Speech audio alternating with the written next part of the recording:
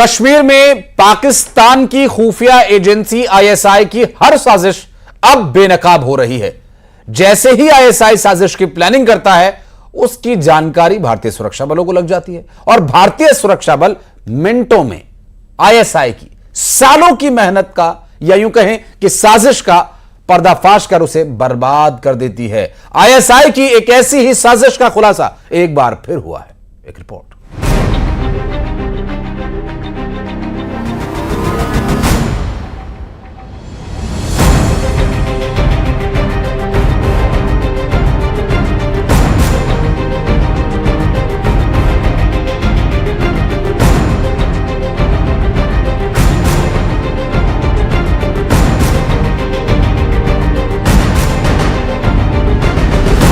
ISI की बहुत बड़ी साजिश बेनकाब।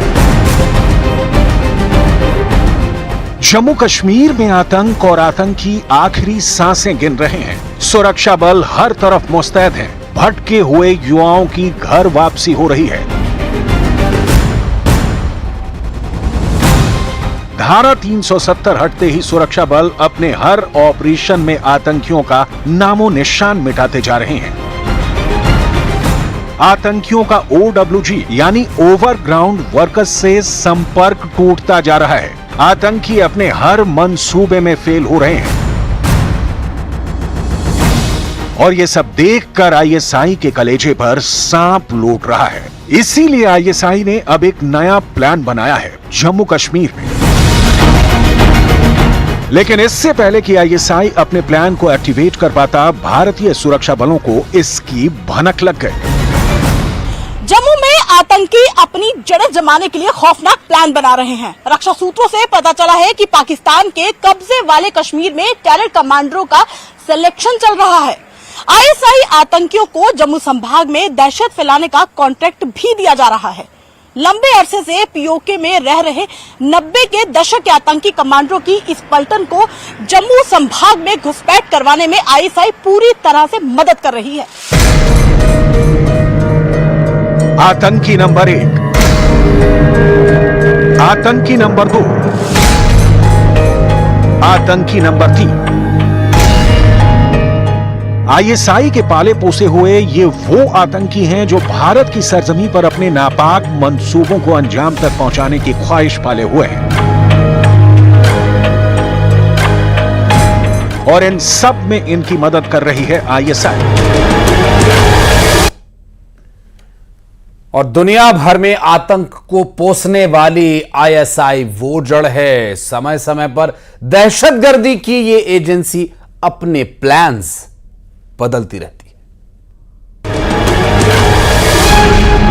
पाकिस्तान के जम्मू संभाग में हालात खराब करने की नई साजिश के तहत अब उन आतंकियों को आईएसआई एक्टिव कर रहा है जो 90 के दशक में जम्मू कश्मीर से सीमा पार कर आतंकी बनने गए और वहीं बस गए। अब उन्हीं आतंकियों को एक बार फिर आईएसआई जम्मू कश्मीर में वापस भेजने की कोशिश में है। इस प्लान के मुताबिक 90 के दशक से जो आतंकी कमांडर पीओके में रह रहे हैं, उनको चुना गया है ताकि वो जम्मू कश्मीर में आकर एक बार फिर युवाओं को बरगलाएं। दरअसल जम्मू कश्मीर में आतंकवाद का ग्राफ बिल्कुल गिर चुका है और अगर ये कहें कि घाटी में जो आतंकी बचे भी हैं वो अपनी जान बचाते फिर रहे हैं तो गलत नहीं होगा। घाटी में आतंकवाद और आतंकवादियों की सुरक्षा बलों ने कमर तोड़कर रख दी है और अब जो नई घुसपैठ कर आतंकी पाकिस्तान से आ रहे हैं, उनका संपर्क लोकल युवाओं से नहीं हो पा रहा है। आतंकियों को स्थानीय सपोर्ट न मिलने की वजह से आतंकी पकड़े जा रहे हैं या सुरक्षा बलों का निशाना बन रहे हैं। अभी हाल ही में आतंकवाद पर नकेल कसते हुए जम्मू कश्मीर पुलिस ने 300 से ज्यादा युवाओं की घर वापसी कराई है, जिनका शुक्रिया उन बरगलाए और आतंक की राह पर चलने का फैसला करने वाले युवाओं के माता पिता ने भी किया। जम्मू कश्मीर के वो आतंकी जिन्होंने पीओके में टेरर ट्रेनिंग ली है और अब जम्मू संभाग में एक्टिव हैं, उनमें एक नाम अमीन भट्ट का सामने आया है। Amin Bhatt code name Abu Khubaib social media expert हैं। अमीन भट्ट ने ऐप और सोशल प्लेटफॉर्म के इस्तेमाल से ओवरग्राउंड वर्कर का बड़ा नेटवर्क बना रखा है। पता ये भी चला है कि आईएसआई ने अमीन भट्ट को डोडा किश्तवाड़ में दहशतगर्दी का जिम्मा सौंपा है। यही वजह है कि ये पुराने आतंकी जो इस वक्त पीओके में हैं और वो जम्मू कश्मीर के रहने वाले हैं, उनको यहाँ वापस भेजे जाने की कोशिश है और युवाओं के साथ इन आतंकियों का संपर्क बन सके ताकि युवा आतंक की राह पर फिर से चल पड़े। हालांकि अमीन भट्ट ने पहले से ही सोशल मीडिया और कई तरह के ऐप्स का इस्तेमाल कर जम्मू कश्मीर में रह रहे युवाओं को बरगलाने का काम किया है और वो वही युवा हैं जो आज OWG बनकर आतंकियों के साथ उनका गाइड बनकर काम कर रहे हैं और उनको जंगलों के जरिए लोकेशन बदलने में भी उनकी मदद कर रहे हैं। डोडा किश्तवाड़ में आतंकवाद को बढ़ावा देने के लिए ISI ने पहले से ही आतंकी मोहम्मद अमीन भट्ट को चुना है।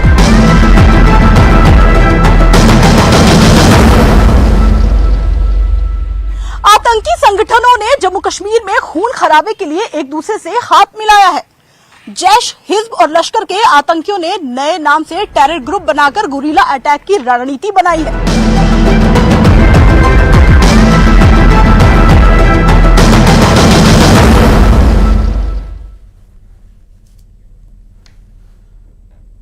और इसी इनपुट के आधार पर सेना भी लगातार एक्टिव मोड में है। उधर पाकिस्तान भी लगातार चालबाजियों को अंजाम दे रहा है। भारतीय सेना और सुरक्षा बलों ने बड़े पैमाने पर इन आतंकियों को उनके अंजाम तक पहुंचाने के लिए महा ऑपरेशन चलाया हुआ है, जिसमें जल्दी ही सफलता मिल सकती है। इस बीच पड़ोसी पाकिस्तान की दूसरी साजिश भी सामने आई है। गिरगिट की तरह रंग बदलने वाला पाकिस्तान आतंकी संगठनों के नाम बदलकर FATF के लिस्ट से बाहर रहना चाहता है और घाटी में आतंकी घटनाओं को भी अंजाम देना चाहता है। इसके पीछे वजह है FATF, जिसने 4 साल बाद पाकिस्तान को ग्रे लिस्ट से बाहर किया है। खास बात यह है कि जिस भी आतंकी संगठन पर भारत सरकार प्रतिबंध लगाती है, वो उस संगठन के नए नामकरण के साथ एक्टिव हो जाता है। घाटी में अभी एक नया गुट आतंकी हमलों की जिम्मेदारी ले रहा है, वो है कश्मीर टाइगर। और धार गौशाला से जुड़ा एक बड़ा मामला, जिसमें बड़ी खबर बताई जा रही है। हिंदू पक्ष ने सुप्रीम कोर्ट से जल्द सुनवाई की मांग की है। हाईकोर्ट की सुनवाई पर रोक के खिलाफ सुनवाई की मांग। सुप्रीम कोर्ट ने कहा देखेंगे, कुछ समय लगेगा। अभी इस बार पूरे मामले में सुप्रीम कोर्ट की तरफ से जो जवाब आया है वो ये कि देखेंगे। तो आश्वासन, सुशील पांडे से बात करेंगे, हमारे सहयोगी इस वक्त हमारे साथ जुड़ गए। सुशील, सुप्रीम कोर्ट ने देखेंगे आश्वासन में बोला है या अभी फिलहाल इस मामले पर सुप्रीम कोर्ट विचार विमर्श करने के माध्यम से या जरिए से ये अभी रोक लगाई गई है फिलहाल? जी देखिए, गौशाला मामले में जो रिपोर्ट फिलहाल आज हाईकोर्ट में फाइल हुई है, उससे संबंधित फिलहाल इस पूरे मामले में जो याचिका सुप्रीम कोर्ट में पहले से ही पेंडिंग थी, उस मामले पर फिलहाल सुप्रीम कोर्ट में आज मेंशन किया गया हिंदू पक्षकारों के वकीलों के द्वारा, जिस पर यह कहा गया कि इस पूरे मामले पर सुनवाई जल्द से जल्द की जाए, क्योंकि लंबे समय से इस पूरे मामले को इंतजार किया जा रहा है और जो हाईकोर्ट के उस आदेश पर रोक लगाई गई है उसको हटाया जाए। सुप्रीम कोर्ट ने इस पूरे मामले में कहा कि वो जल्द ही इस पूरे मामले में सुनवाई के लिए इसको लिस्ट करेंगे, हम इस पूरे मामले को देख रहे हैं। तो एक प्रकार से एक आश्वासन हिंदू पक्षकारों को दिया गया है कि जल्द ही इस पूरे मामले को लगाया जाएगा, क्योंकि 22 जुलाई को हाईकोर्ट इस पूरे मामले में सुनवाई करने वाला है। उससे पहले यह माना जा सकता है कि इस पूरे मामले को लेकर कहीं ना कहीं सुप्रीम कोर्ट जल्द सुनवाई करेगा। आपसे समझना चाहेंगे सुशील कि ये जो पूरा विषय है, जिसमें चूंकि पहले ही इंदौर बेंच में रिपोर्ट सबमिट कर दी गई है, 22 तारीख को सुनवाई होनी ही है, फिर जल्द सुनवाई की ये याचिका की आवश्यकता क्यों महसूस हुई हिंदू पक्षों को? देखिए, आपको याद होगा कि सुप्रीम कोर्ट में इस पूरे मामले को लेकर पहले याचिका दाखिल की गई थी और ये मांग किया गया था कि जो सर्वे की रिपोर्ट है, उस रिपोर्ट पर जो सर्वे का आदेश दिया गया था उस पर रोक लगाई जाए। सुप्रीम कोर्ट ने यह कहा था कि हम सर्वे पर कोई रोक नहीं लगाएंगे, क्योंकि इस पूरे मामले को हाईकोर्ट कंसीडर करे और उसके बाद हम इस पूरे मामले को देखेंगे कि कैसे आगे बढ़ा जाए।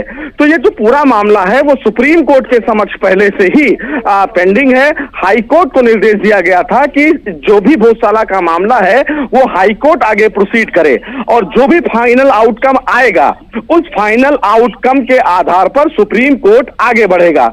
तो अब इस पूरे मामले में ये माना जा सकता है कि जब अब हाईकोर्ट में इस पूरी रिपोर्ट को लेकर याचिका पर सुनवाई होनी है और उस पे क्या फैसला होगा, उससे पहले सुप्रीम कोर्ट इस पूरे मामले की सुनवाई करे और सुप्रीम कोर्ट में ये जानकारी दी जाए कि अभी तक इस पूरे मामले में क्या कुछ निकलकर सामने आया और अब इस पूरे मामले में सुप्रीम कोर्ट को आगे बढ़ना चाहिए, क्योंकि मामला सुप्रीम कोर्ट में पहले से ही पेंडिंग है।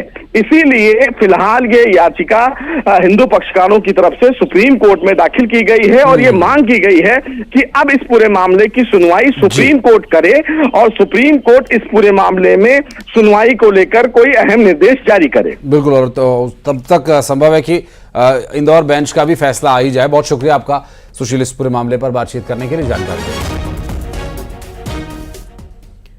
और बलरामपुर में उद्यानिकी विभाग की बड़ी लापरवाही का एक मामला सामने आया, जहां लाखों रुपए की एक्सपायरी डेट की दवाइयां कचरे के ढेर में मिली हैं। किसानों को ये दवाइयां नहीं दी गई, लाखों रुपए की इसकी कीमत है और ये सब एक्सपायरी डेट की दवाइयां हैं जिन्हें समय रहते किसानों को उपलब्ध नहीं कराया गया, अब इन्हें कचरे में फेंक दिया गया है।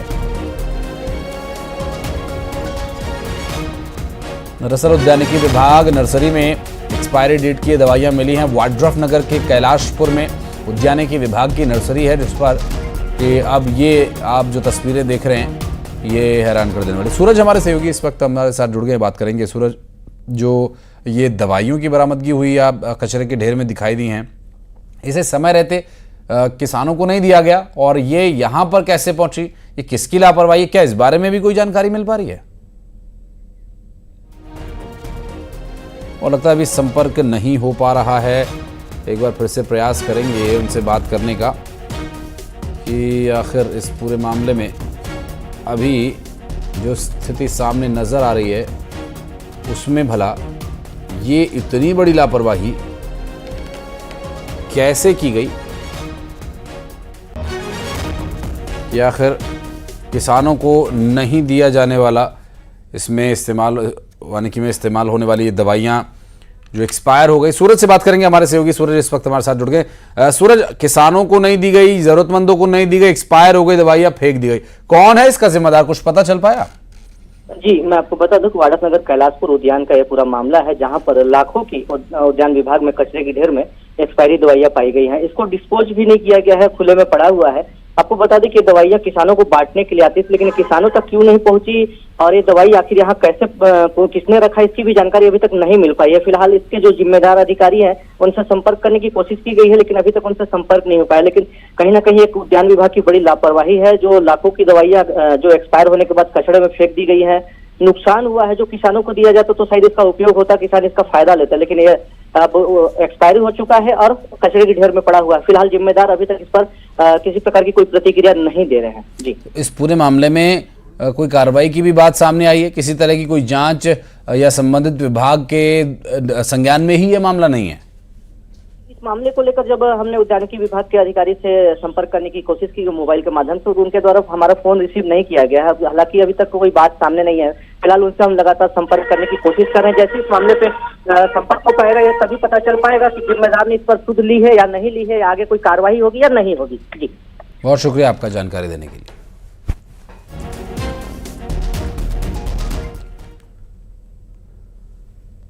और दुर्ग जिला अस्पताल की व्यवस्था की पोल खुलने का एक वीडियो सामने आया। यहां एक तरफ मरीज दर्द से तड़प रहा है, उसे अलग अलग तरह के जवाब दिए जा रहे हैं, बहाने बनाए जा रहे हैं। दूसरी तरफ अस्पताल में हैप्पी बर्थडे टू यू चल रहा है, अस्पताल में पार्टी चल रही है। जी हाँ, ये देखिए घायल हालत में एक मरीज स्ट्रेचर पर लेटा है कि कब डॉक्टर साहब आएंगे, मरहम पट्टी करेंगे। एक मरीज उल्टा स्ट्रेचर पर लेटा है, उसके चोट लगी हुई है और ये दूसरा मरीज है। दोनों मरीज स्ट्रेचर पर पड़े हुए हैं, अपनी बारी का इंतजार कर रहे हैं। और यहाँ देखिए समय का 9 से 5 का जो समय बताया जा रहा है और दरवाज़ा बंद करके हैप्पी बर्थडे टू यू चल रहा है अस्पताल के अंदर। अस्पताल जहाँ मरीज जाते हैं इलाज के लिए, घायल जाता है अपने ट्रीटमेंट के लिए और अस्पताल का staff happy birthday to you में लगा हुआ है। दो तस्वीरें इससे जुड़ी हम आपको दिखा रहे हैं। 52 नंबर में मिलेगा। हाँ, 52 नंबर वार्ड में पूछ लो। और ये 52 नंबर, 54 नंबर, 56 नंबर, 64 नंबर पर भेजा जा रहा है। 52 नंबर में मिलेगा। हाँ, 52 नंबर। ये बहानेबाजी की इंतहा देखिए, अंदर केक नोश फरमाया जा रहा है अस्पताल में और चोटिल मरीजों की हालत देखकर भी इन्हें तरस नहीं आया। बहरहाल इनका रोज का काम है, संभव है इसलिए संवेदनाएं मर गई हों। किनका बर्थडे है? क्या नाम है भैया का?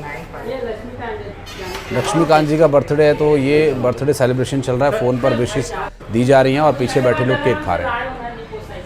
भैया और 2 लोग चोटिल हालत में तड़प रहे हैं। वार्ड में पूछ लो। और ये यहाँ क्या हो गया दवाई? एक अस्पताल की कहानी है, ये तो मैडम तो बोली कोई बर्थडे थीम नहीं है हॉस्पिटल में। उनको पता है जी, जानबूझ के भेजे ओपीडी टाइप।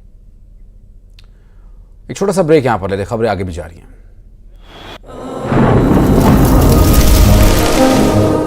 जलवायु परिवर्तन का खतरा आपके दरवाजे तक पहुंच चुका है। अब जरूरत है एक बड़े बदलाव की, और इसका आरंभ होगा 140 करोड़ भारतीयों से।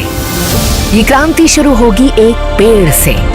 एक पेड़ मानवता के लिए, एक पेड़ इस धरती माँ के लिए, एक पेड़ हमारे भविष्य के लिए। Project one tree, news 18 network की एक बड़ी पहल।